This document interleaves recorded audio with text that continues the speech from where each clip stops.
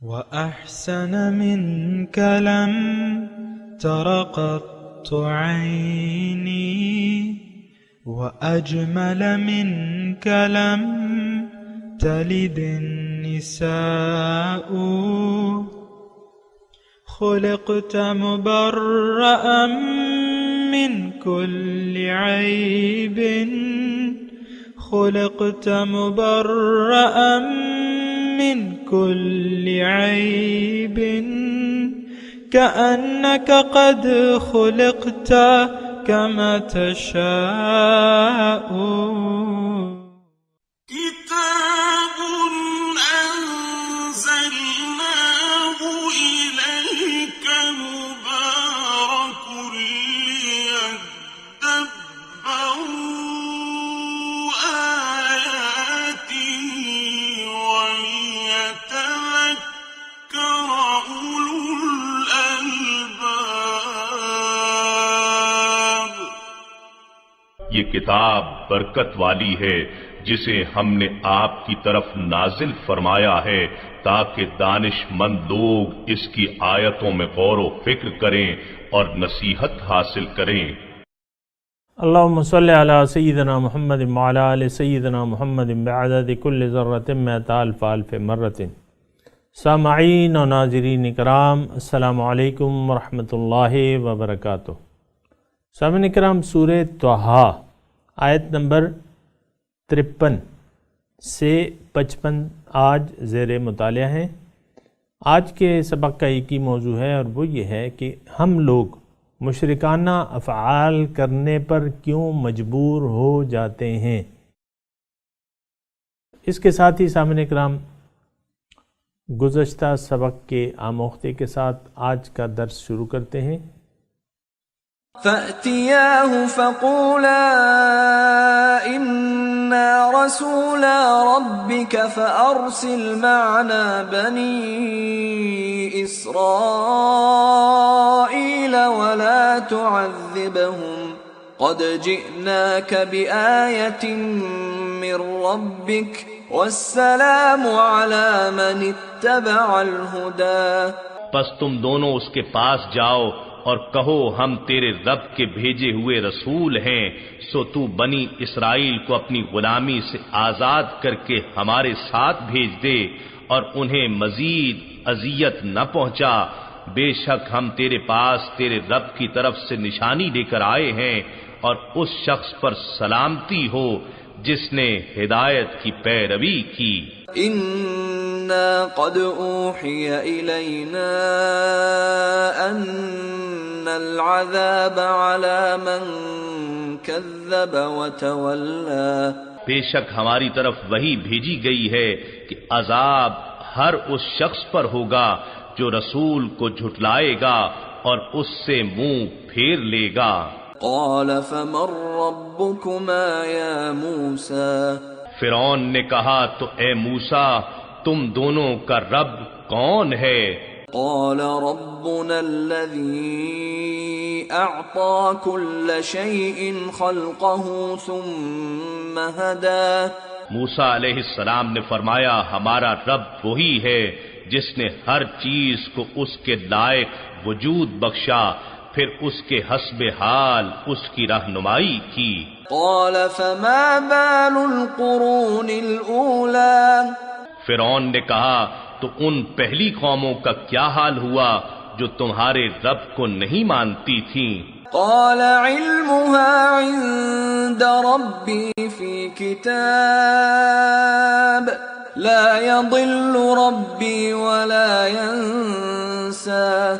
موسیٰ علیہ السلام نے فرمایا ان کا علم میرے رب کے پاس کتاب میں محفوظ ہے، نہ میرا رب بھٹکتا ہے اور نہ بھولتا ہے. سامعین کرام، سورہ طٰہٰ آیت نمبر 53. لفظی ترجمہ: الذی جعل لکم الارض مہدا.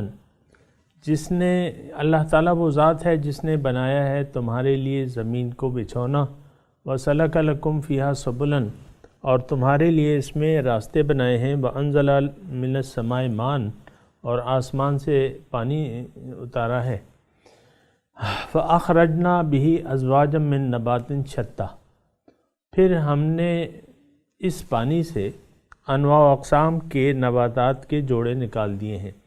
سامعین کرام، تذکرہ میں کر رہا تھا گزشتہ سبق میں کہ انسان شرک پہ کیوں آمادہ ہوتا ہے۔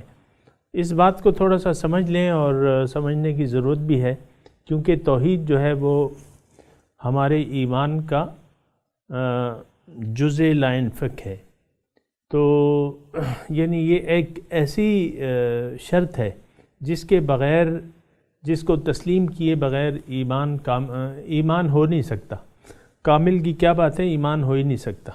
توحید جو ہے وہ بنیادی وہ ہے۔ تو لیکن یہ بات جو ہے یہ بھی اظہر من الشمس ہے کہ لوگ جو ہے شرک میں مبتلا ہو جاتے ہیں، اور یہ شرک جو ہے یہ عام طور پہ شرک صفاتی ہوتا ہے۔ انسان جس چیز میں فائدہ اپنا ڈھونڈتا ہے، پاتا ہے، اور یہ فائدے کا حریص ہوتا ہے اپنے، تو اس چیز کے سامنے سر جھکا لیتا ہے۔ میں مختصر الفاظ میں یہ آپ کو بتا رہا ہوں، گزشتہ سبق میں بھی میں نے اس پہ تھوڑا سا وہ کیا تھا۔ تو اب ایک دوسری طرف میں آپ کی توجہ دلاؤں، جبکہ حقیقت یہ ہے کہ انسان فائدہ دینے والی چیز کے سامنے سر جھکا دیتا ہے اور نقصان دینے والی چیز کے شر سے ڈرتا ہے۔ تو ظاہر ہے، دیکھیں ایمان، ایک بات پہ تھوڑا غور کریں کہ ایمان جو ہے وہ خوف اور امید کے مابین ہے۔ الایمان بین الخوف والرجا۔ اب یہ خوف، اور یعنی خوف عذاب کا، امید ثواب کی، تو وہی آ گئے نا، یعنی نقصان اور فائدہ، نقصان کا ڈر اور فائدے کی امید۔ تو ایمان جو ہے وہ اسی کے درمیان ہوتا ہے۔ تو سامعین کرام، تھوڑی سی میں ایک بات کہنے جا رہا ہوں، تھوڑا سا متوجہ ہو جائیں اور ذہن ذرا کھول دیں۔ اور بات میں یہ کہہ رہا ہوں، یا اس کی کوشش کر رہا ہوں کہ شرک پہ انسان کیوں آمادہ ہو جاتا ہے، یا غیر اللہ کے سامنے سر یہ کیوں جھکاتا ہے۔ یہ تو ہم نے اپنی بات کہہ دی، دوبارہ کہتا ہوں کہ انسان کسی بھی چیز میں اگر کوئی اپنا فائدہ دیکھ لے، اس میں کچھ طاقت دیکھ لے، ٹھیک ہے، تو پھر اس کے سامنے وہ سر جھکا دیتا ہے۔ اور اگر کسی چیز کے نقصان سے ڈرے، یعنی کسی چیز کے نقصان کا، کسی چیز کی طرف سے اسے نقصان کا خوف ہو، تو پھر اس سے وہ بچتا ہے اور ڈرتا ہے، ٹھیک ہے۔ یہ عام، یہ ایک ایسا میں نے جملہ کہا ہے جو آسان ہے تھوڑا سا، اگر آپ نے توجہ دی ہو۔ تو اب بات یہ ہے کہ توحید کیا ہے۔ توحید یہ ہے کہ اللہ تعالیٰ کی طرف سے ہمیں بتایا جاتا ہے کہ حقیقی وجود ایک تو ایک ہی ذات ہے، موجود جو وجود حقیقی جو ہے وہ صرف ایک ذات کا ہے۔ پھر اللہ تعالیٰ ہمیں یہ بتاتا ہے کہ تمام طاقت جو ہے وہ میرے پاس ہے، تمام فائدے، لہو مقالید السماوات والارض، تمام کنجیاں جو ہیں، خزانوں، انسان، یہ زمین اور آسمان کے خزانوں کی کنجیاں جو ہیں میرے پاس ہے۔ سونا کس نے بنایا ہے؟ بولیے، ہیرے، چاندی، یہ جواہرات، یہ کس نے بنائے ہیں؟ ظاہر ہے اللہ تعالیٰ نے۔ یہ وہ تو خالق ہے ان چیزوں کا مالک بھی ہے اور خالق بھی ہے۔ اچھا، پھر یہ ہے کہ وہ عطا کرنے والا بھی ہے، سخیوں کا سخی ہے۔ دیکھیں، اگر آپ تھوڑا سا وسیع ذہن سے کام لیں، یہ جو میں سخی کا لفظ کہہ رہا ہوں نا، الرحمن سے یہ مشتق ہے، یعنی بلا استحقاق وہ اپنی نعمتیں ہمیں دے رہا ہے، سارے خزانے اس کے پاس ہیں، سب کچھ اسی کا تخلیق کردہ ہے، ساری نعمتیں اللہ تعالیٰ نے ہمارے لیے پیدا کی ہیں اور وہ ہمیں دیے جا رہے ہیں۔ میرے سامعین میں کوئی یہ مجھے بتائے کہ 2 دن ایک دن کا فاقہ کس نے کیا ہے جب سے یہ لے کر پیدا ہوا ہے، اور آج تک جتنا بھی اس نے وقت، ایک وقت کا یعنی 3 ٹائم کا کھانا کس نے نہیں کھایا مسلسل، مکمل فاقہ؟ ظاہر ہے کسی نے نہیں۔ تو یہ اللہ تعالیٰ کی نعمتیں ہیں اور اس کو ہم استعمال کیے جا رہے ہیں۔ اللہ تعالیٰ کی نعمتیں صرف سونا چاندی تو نہیں ہے نا، باقی بھی تو چیزیں ہیں، اللہ تعالیٰ کی نعمتیں ہیں، ہمارے آنکھیں دی ہوئی ہیں، یہ ایک ایک آنکھ جو ہے اس پہ آپ کتنا خرچ کرتے ہیں، ٹھیک ہے، اگر بیمار ہو جائے، آپریشن ہوتا ہے اس پہ کتنا، پھر کان خراب ہو جائے یا آپ کا ہاتھ پاؤں اگر نقصان آ جائے اس میں تو اس پہ آپ کتنے لگا دیتے ہیں، کوئی بیماری آ جائے، دل کی کوئی رگ جو ہے وہ بند ہو جائے تو لاکھوں روپے آپ لگا دیتے ہیں. تو یہ ساری اس کی نعمتیں ہیں اور وہ ہمیں دیے جا رہا ہے. آپ کو صحت دی ہے اللہ تعالیٰ نے، ساری نعمتیں دی ہیں. پھر یہ دیکھیں ہوا میں ایک آکسیجن کا سلنڈر سینکڑوں روپے، بلکہ مجھے تو قیمت معلوم نہیں ہے، 1000 روپے میں آتا ہے، اور آپ کو وہ مسلسل آکسیجن دیے جا رہے ہیں، بالکل مفت ہے آکسیجن. پھر دیکھیں سورج کی جو روشنی ہے، توانائی ہے، روشنی ہے، وہ ہماری ضرورت ہے، وہ ہمیں دیے جا رہے ہیں. اللہ تعالیٰ کریم ہے اور رحمان ہے، بلا استحقاق، بن مانگے ہمیں نعمتیں دیے جا رہے ہیں. تو میں کہہ رہا ہوں سخیوں کا سخی ہے. ہماری ضروریات سامعین اکرام، ہماری ہر انسان کا اللہ تعالیٰ نے یعنی رزق مقرر کر دیا ہے، اس کی پلاننگ ہو گئی ہے، کسی کو کم یا کسی کو زیادہ، لیکن رزق تو مقرر ہے، بس تھوڑے سے آپ نے اسباب استعمال کرنے ہیں، ٹھیک ہے. تو یہ ساری نعمتیں ہیں. تو اس سے خلاصہ گفتگو کا یہ ہے کہ اللہ تعالیٰ نے یہ ساری نعمتیں ہمیں دیے جا رہا ہے، وہی منعم حقیقی ہے، یعنی وہی ان نعمتوں کو پیدا کرنے والا بھی ہے اور دینے والا بھی ہے، اور تمام طاقت اس کے پاس ہے، تمام طاقت اس کے پاس ہے. تو حقیقی النافع الدار، نقصان پہنچانے والی یا فائدہ پہنچانے والی ذات حقیقی جو ہے وہ ایک ہے، اور وہ کون ہے؟ اللہ. اب انسان کی فطرتی یعنی جو میں نے شرک کا میں نے آپ کو مضمون بیان کیا کہ ہر جس چیز سے یہ فائدہ محسوس کرتا ہے اس کے سامنے جھک جاتا ہے، یا نقصان اس سے ڈرتا ہے، پھر نقصان سے ڈرتا ہے. تو بات یہ ہے وہ لوگ جو اب شرک کر رہے ہیں، اب یہ بے وقوف نہیں ہے کہ غیر اللہ سے انہوں نے توقع لگا رکھی ہے، اور غیر اللہ کی وجہ سے حقیقی منعم خالق مالک اور رب کو نظر انداز کیے جا رہے ہیں. یہ کتنی بڑی بے وقوفی کی بات ہے. آپ سوچیں نا، اندازہ لگائیں. بتوں سے تجھ کو امیدیں، خدا سے نا امیدی، مجھے بتا تو صحیح اور کافری کیا ہے. تو کافرانہ روش ایسا میں نکلا. اور افسوس کی بات یہ ہے کہ جو ہم بظاہر نام کے مسلمان ہیں، ہم نے بھی یہ کافرانہ روش اپنا رکھی ہے. افسوس سے کہنا پڑتا ہے. حقیقی معبود جس کے سامنے سر جھکایا جائے، جس کو چاہا جائے، جس کو مقصود زندگی بنایا جا سکتا ہے، اس سے تو ہم نے نظریں چرا لی ہیں، اس سے تو ہم نے پیٹھ پھیر لی ہے، اور باطل کے سامنے سر جھکا دیا. تو جھکا جب غیر کے آگے، نہ تن تیرا نہ من تیرا. تو یہ سامعین اکرام تھوڑی سوچنے کی بات ہے اور بہت سنجیدہ بات ہے. یہ کوئی یہ وہ تقریرانہ بات نہیں ہے کہ میں تقریر کر رہا ہوں اور آپ لوگ سن رہے ہیں. یہ حقیقتیں ہیں اور یہ زندگی کی حقیقتیں ہیں. آپ کو معلوم ہے کہ میں تقریر میں یعنی ایسا وہ جوش خطابت نہیں جماتا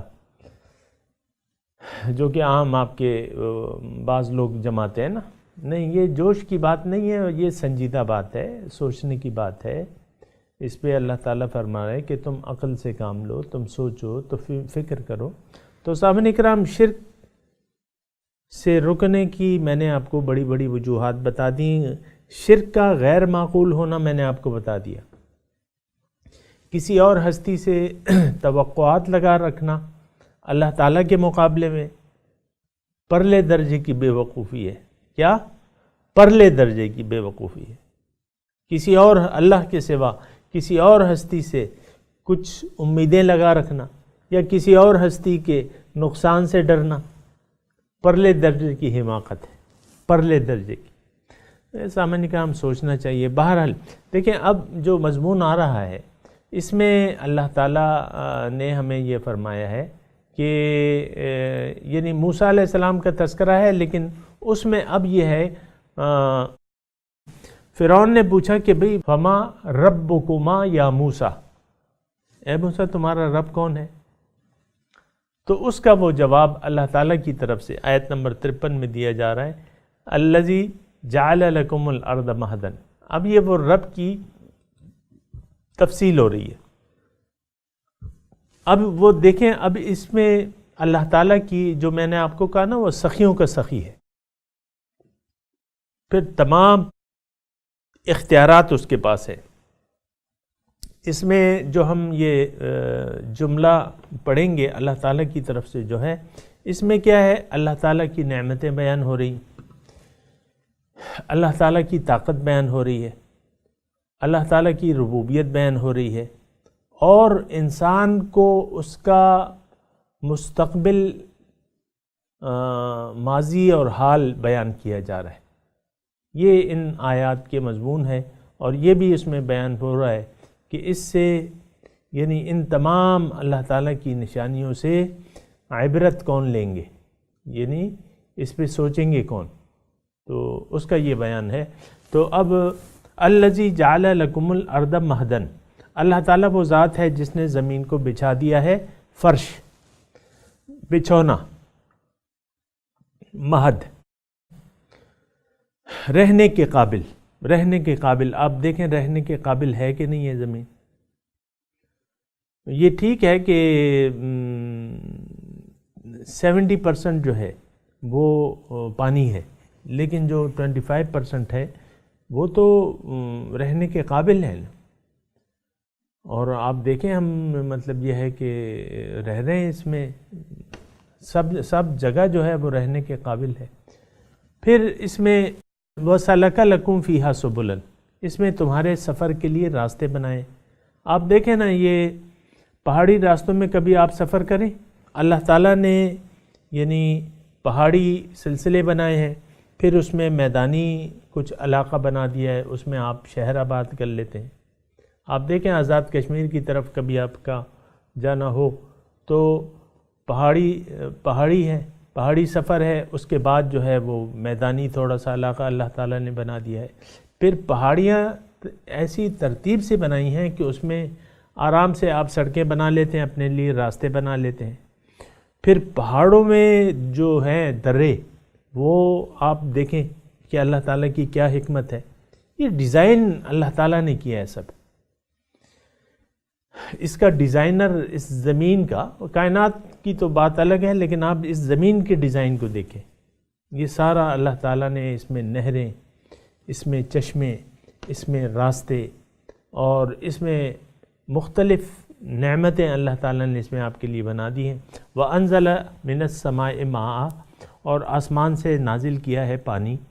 فَأَخْرَجْنَا بِهِ أَزْوَاجًا مِّن نَبَاتٍ شَتَّىٰ، پھر نکالے ہیں اس سے ہر قسم کے مختلف میووں کے جوڑے. ازواج کا لفظ یہاں استعمال ہوا ہے، اور آپ کو معلوم ہے کہ ہر چیز میں جو ہے، ہر چیز جو ہے جوڑا جوڑا ہے. ایٹم، یہ الیکٹران کا مائنس بار اور مثبت بار، یہ تو ہم نے پڑھا ہے نا کتابوں میں. ہر چیز میں جوڑے اللہ تعالیٰ نے بنا دیے ہیں، نر و مادہ. یہ الگ مضمون ہے اگر آپ اس پہ سوچیں. بہرحال تو یہ اللہ تعالیٰ نے جوڑے، ہر ایک چیز کے جوڑے جوڑے بنا دیے ہیں. پھر اس پانی سے اب دیکھیں یہاں ایک توجہ کریں، فَأَخْرَجْنَا بِهِ، ہم نے اس پانی سے نکالا ہے.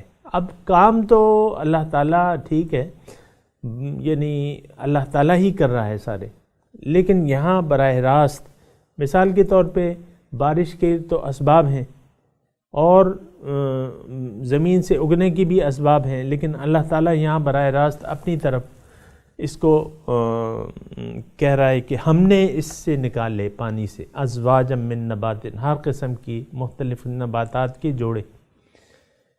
آپ دیکھیں نباتات کو دیکھیں، ہر چیز جو ہے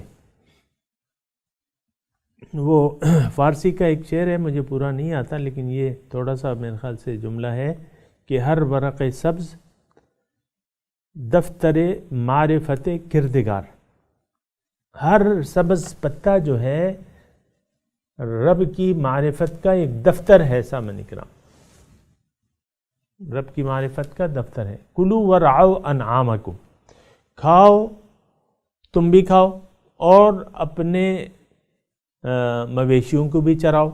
ظاہر ہے آپ کو پتہ ہے سامعین کرام کہ مویشیوں کے لیے جو گھاس ہے وہ آپ خود نہیں کھاتے، وہ تو گھاس انہی کے لیے ہوتی ہے مزیدار، ان کے لیے بڑی مزیدار ہوتی ہے سرسبز گھاس وغیرہ جو بھی ہے۔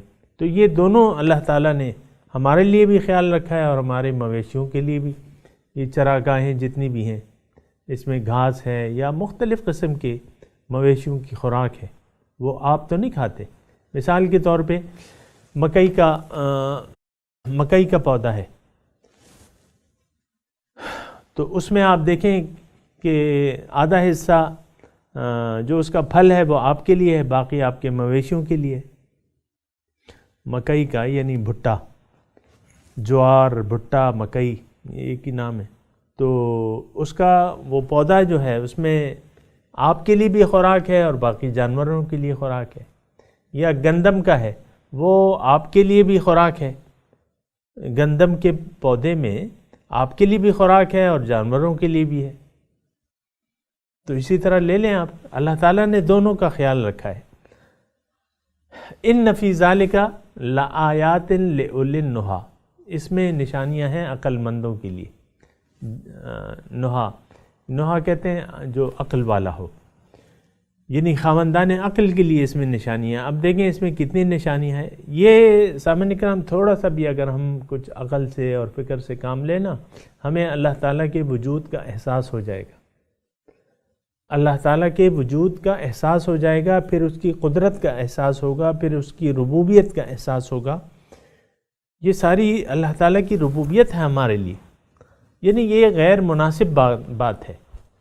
وہ ہمارے شیخ ایک اس کا بتاتے تھے فارسی کا ایک شعر کہ ابر و ماہ و خورشید و فلک درکارن، شرط انصاف نباشد کہ تو فرما نبری۔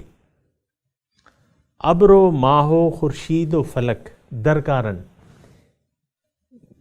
ابر یعنی بادل، اور یہ اوپر چاند اور سورج اور یہ آسمان، یہ سب تمہارے فائدے کے لیے اللہ تعالیٰ نے تابع کر دیے ہیں، تمہارے کام میں لگے ہوئے ہیں۔ در کارن شرط انصاف نباشت کہ تو فرمان نہ بری، یہ انصاف نہیں ہے کہ تم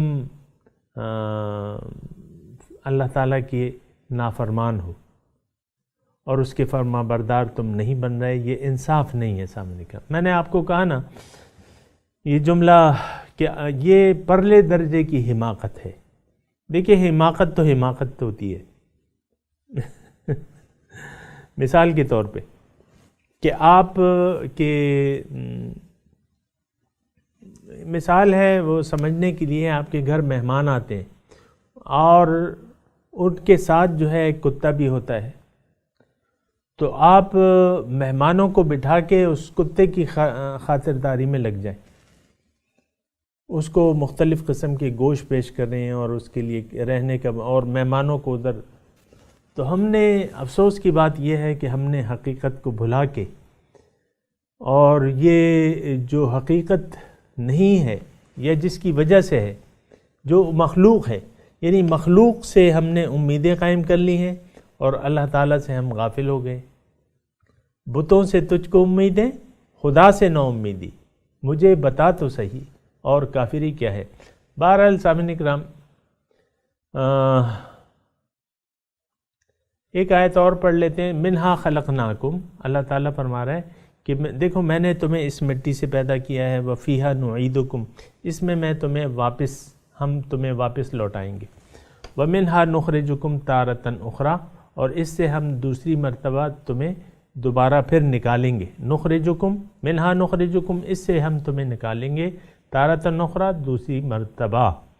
تو سامعین کرام یہ ساری باتیں ہیں میں تلاوت کرتا ہوں، میرے ساتھ دہرائیے آپ. اعوذ باللہ من الشیطان الرجیم، بسم اللہ الرحمن الرحیم. الذی جعل لکم الارض مہدا وَسَلَكَ لَكُمْ فِيهَا سُبُلًا وَأَنزَلَ مِنَ السَّمَاءِ مَاءً فَأَخْرَجْنَا بِهِ أَزْوَاجًا مِّن نَّبَاتٍ شَتَّى كُلُوا وَارْعَوْا أَنْعَامَكُمْ إِنَّ فِي ذَلِكَ لَآيَاتٍ لِأُولِي النُّهَى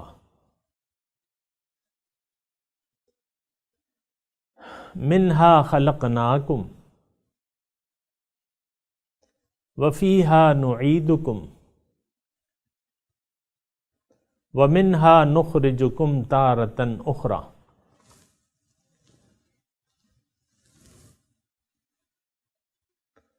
سامعین کرام ترجمہ سنا دیجئے. الذی جعل لکم الارض مہدا،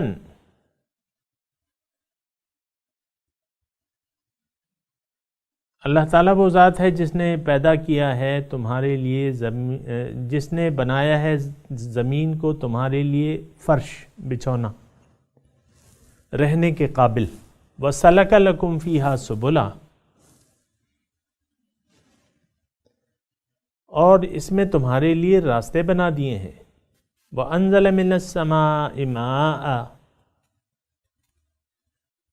نازل کیا ہے آسمان سے پانی. فَأَخْرَجْنَا بِهِ أَزْوَاجًا مِّن نَّبَاتٍ شَتَّى، پھر نکالا ہے ہم نے اس سے مختلف قسم کے نباتات کے جوڑے. کُلُوا وَارْعَوْا أَنْعَامَكُمْ،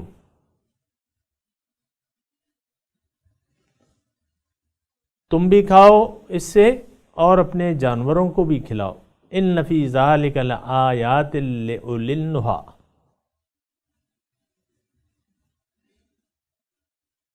بے شک اس میں نشانی ہے خاوندان عقل کے لیے. منہا خلقناکم،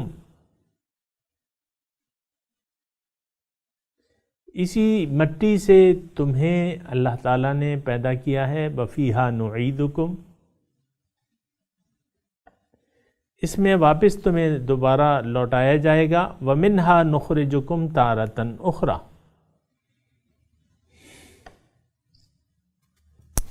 اور اس سے دوبارہ تمہیں نکالے گا اللہ تعالیٰ دوسری مرتبہ.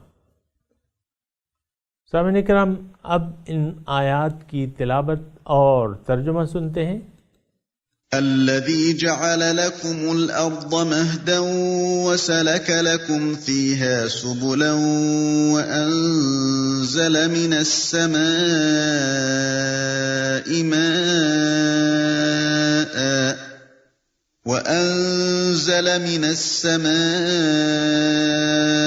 ماء فأخرجنا به أزواجا من نبات شتى.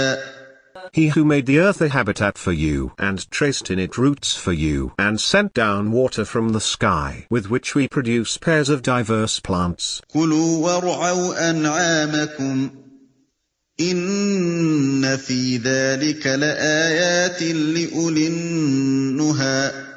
Eat and pasture your livestock. In that are signs for those with understanding. منها خلقناكم وفيها نعيدكم ومنها نخرجكم تارة أخرى. From it we created you, and into it we will return you, and from it we will bring you out another time. اس کے ساتھ ہی آج کے درس کا وقت اختتام کو پہنچا. انشاءاللہ اگلے درس میں ملاقات ہوگی. وآخر دعوانا ان الحمدللہ رب العالمین. والسلام علیکم ورحمۃ اللہ وبرکاتہ.